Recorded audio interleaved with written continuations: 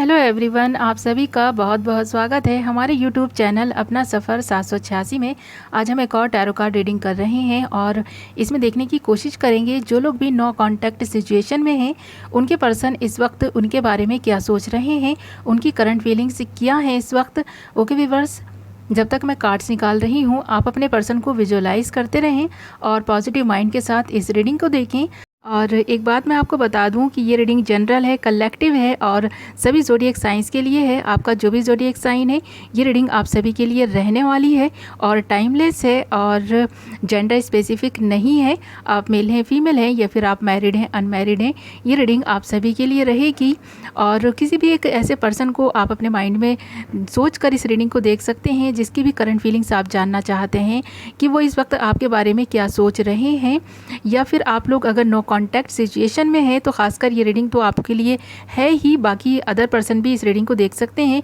बाकी लोगों के लिए भी देखने की कोशिश करेंगे अगर वो लोग कांटेक्ट में भी हैं और अगर इस वक्त उनकी कहीं ना कहीं झगड़ा चल रहा है, लड़ाई चल रही है, बात नहीं हो रही है, दूरी बनी हुई है, तो उन लोगों के लिए भी देखने की कोशिश करेंगे।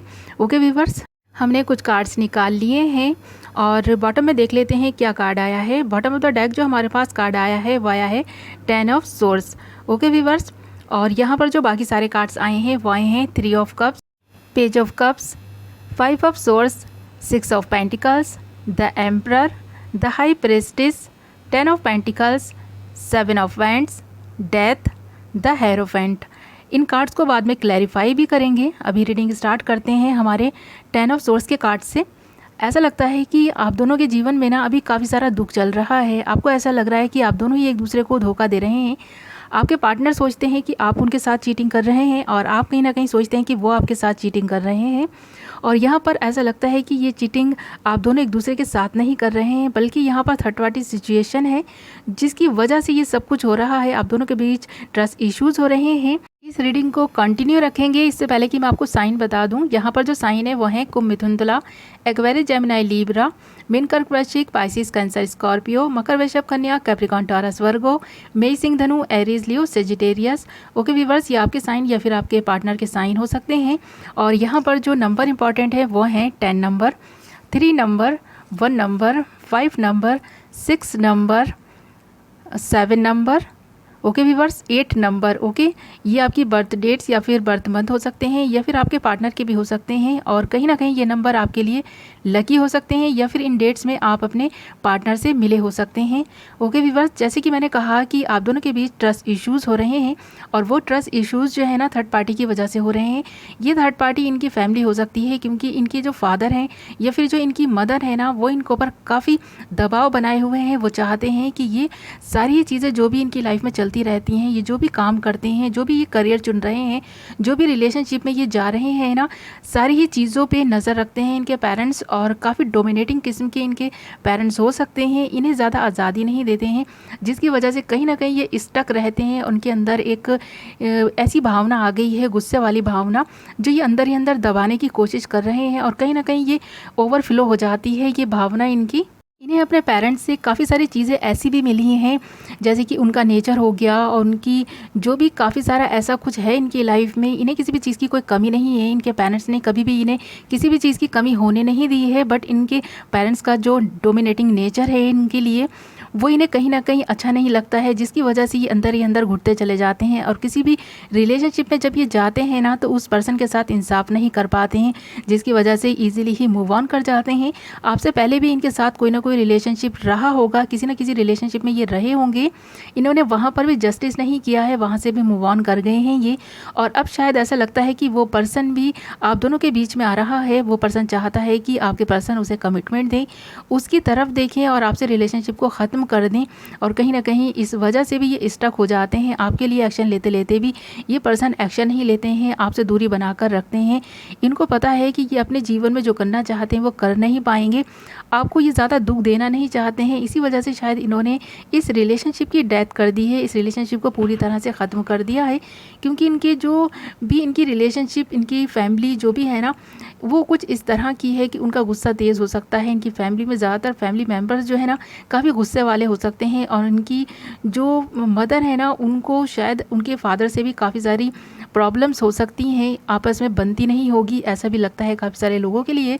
और काफ़ी सारे लोगों के लिए ऐसा भी लगता है कि ये अपनी मदर से काफ़ी अटैच हो सकते हैं, अपनी मदर की ज़्यादा सुनते हैं ये, और इनकी मदर भी शायद इनको चुप रहने के लिए कहती होंगी और किसी भी रिलेशनशिप में जाने से मना करती होंगी, क्योंकि इनकी मदर को ऐसा लगता है कि कभी भी जब आप किसी भी रिलेशनशिप में जाते हैं तो उस रिलेशनशिप पे जस्टिस करें, उसे पूरी तरह से निभाने की कोशिश करें, और अगर आपको लगता है कि निभा नहीं सकते तो उस रिलेशनशिप को वहीं पर एंड करते हैं। तो इस तरह की जो इनको परवरिश मिल रही है ना, इसकी वजह से भी ये रिलेशनशिप में जाना चाहते हैं। इन्हें जब भी प्यार फील होता है, किसी के लिए फीलिंग्स इनके दिल में आती है ना, तो ये कहीं ना कहीं दूर भागने लगते हैं अपनी फीलिंग्स से, उस पर्सन से।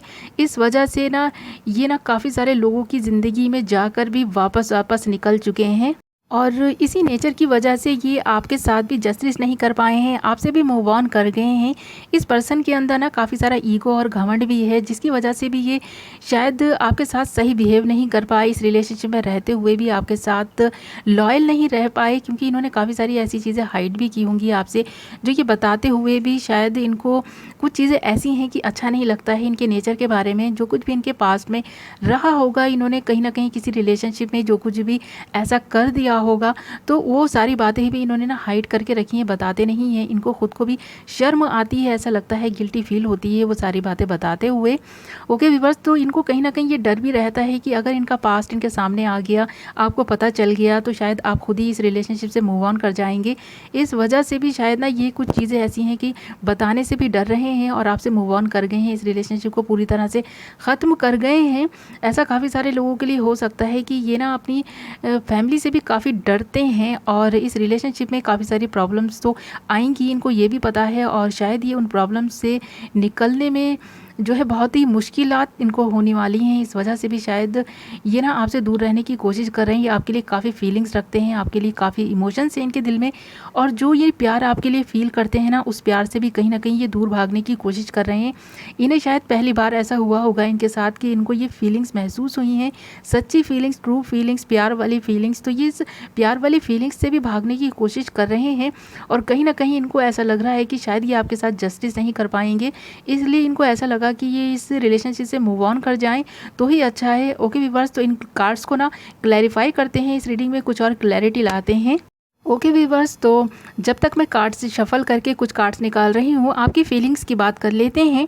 तो इस वक्त जो आपकी फीलिंग है ना, काफ़ी आप छला हुआ महसूस कर रहे हैं, काफ़ी दुख में हैं, आप भी दर्द में हैं, और कहीं ना कहीं आपको भी ऐसा लगता है कि आपका पार्टनर जो आपसे मूव ऑन कर गया है वो थर्ड पार्टी की वजह से ही गया है, और आपकी उम्र इस वक्त कम हो सकती है। ऐसा लग रहा है काफ़ी सारे लोगों के लिए कि आप अपने पार्टनर से ना छोटे होंगे, और आप में थोड़ा सा बचपना तो है, समझदारी भी है, साथ साथ आप काफ़ी मैच्योरिटी के साथ चीज़ों को हैंडल करते हैं, सोचते हैं। जब आप इस रिलेशनशिप में गए थे तब आपको लगा था कि ये पर्सन आपसे एज में ज़्यादा है, बट उसके बावजूद भी शायद आपने इस रिलेशनशिप को कंटिन्यू रखा और अपने पर्सन के साथ आगे बढ़ते रहे। आपके लिए जो फीलिंग्स इस पर्सन के दिल में थी, आपको कहीं ना कहीं महसूस हुई, और आपके दिल में भी इनके लिए काफ़ी सारी ऐसी डीप फीलिंग्स और इमोशंस आ गए थे कि आपने सोचा कि कोई बात नहीं है, कहीं ना कहीं कॉम्प्रोमाइज़ तो करना ही पड़ता है लाइफ में। तो आप कॉम्प्रोमाइज़ करके ना इस रिलेशनशिप में आगे बढ़े थे, और आपके दिल में जो ट्रू फीलिंग्स थी इस पर्सन के लिए, आपने इनको कई बार बताई होंगी, बट इस पर्सन ने ना कहीं सुनकर भी अनसुना करते रहे होंगी। जो ये इनका दिल कहता था, जो इनका माइंड कहता था ना, ये वही बात करना पसंद करते थे। आपकी बातों को भी कई बार इन्होंने इग्नोर किया होगा, आपकी फीलिंग्स की ज़्यादा कदर नहीं की होगी, और आपको ये स्टार्टिंग से ही फील होता चला आया होगा कहीं ना कहीं ये पर्सन आपके साथ कुछ ना कुछ चीटिंग तो कर रहे हैं। आपको ऐसी फीलिंग्स आती थी, बट आप इग्नोर कर दिया करते थे, इस वजह से भी, क्योंकि आपको इस पर्सन से ना काफ़ी ट्रू लव था, इस पर्सन को भी आपसे प्यार हो गया था। बट इस पर्सन का जो नेचर था ना, इसकी लाइफ में जो कुछ भी पॉलिटिक्स खेली जा रही थी अदर लोगों की वजह से ना, ये कहीं ना कहीं स्टक हो रहे थे उन चीज़ों से। इनका जो पास्ट लवर था ना, इनकी लाइफ में काफ़ी सारी प्रॉब्लम्स क्रिएट कर रहा था, और वो ऐसा भी लगता है कि कहीं ना कहीं इनको इमोशनली ब्लैकमेल भी कर रहा था। तो इस वजह से भी ना ये आपकी लाइफ से चले गए हैं, मूव ऑन कर गए हैं। बट इस पर्सन के दिल में आपके लिए आज भी वही फीलिंग्स हैं, वही प्यार है। ये अपनी लाइफ को ना आपके साथ ही कंप्लीट होता हुआ देखना चाहते हैं, ये चाहते हैं आपके साथ इन्हें इस लाइफ में ना साथ मिले आपका, बट ये पर्सन स्टक है, आपकी लाइफ को ख़राब नहीं करना करना चाहते हैं, ये आपसे ट्रू लव करते हैं, क्योंकि द लवर्स का कार्ड आ गया है। और कहीं ना कहीं इनके दिल में ना कुछ ऐसी फीलिंग्स भी हैं आपके लिए जो इन्होंने हाइड करके रखी हैं। इस वक्त ये खुद की गलतियों को भी रियलाइज़ कर पा रहे हैं। इन्हें लगता है कहीं ना कहीं कि सारी गलती इन्हीं की है, ये अपनी ही गलतियों की वजह से ना बहुत ज़्यादा शर्मिंदा है। इन्होंने काफ़ी सारी ऐसी चीज़ें पास्ट में भी की हैं आपसे पहले भी, जिसकी वजह से भी इनको काफ़ी शर्मिंदगी है और इस वजह से भी ये ना अपनी लाइफ में आगे नहीं बढ़ पा रहे हैं, कहीं ना कहीं स्टक ही हो जाते हैं। इनकी जो लाइफ है ना काफ़ी दर्द से भरी हुई है। इस वक्त भी इन्हें काफ़ी सारी प्रॉब्लम्स का सामना करना पड़ रहा है। इनके करियर में, इनके रिलेशनशिप में, इनके फैमिली में भी काफ़ी सारे इश्यूज़ हो सकते हैं। इस वक्त भी ये इन इश्यूज़ को ही ना हैंडल कर रहे हैं, उनसे निकलने की कोशिश कर रहे हैं। ओके व्यूअर्स, तो ये थी आपकी रीडिंग। आई होप आपको पसंद आई होगी, कुछ तो क्लैरिटी मिली होगी, कुछ तो रेजोनेट की होगी। मैं मिलती हूँ नेक्स्ट वीडियो में, तब तक अपना ख्याल रखें, अपनों का ख्याल रखें। Bye bye.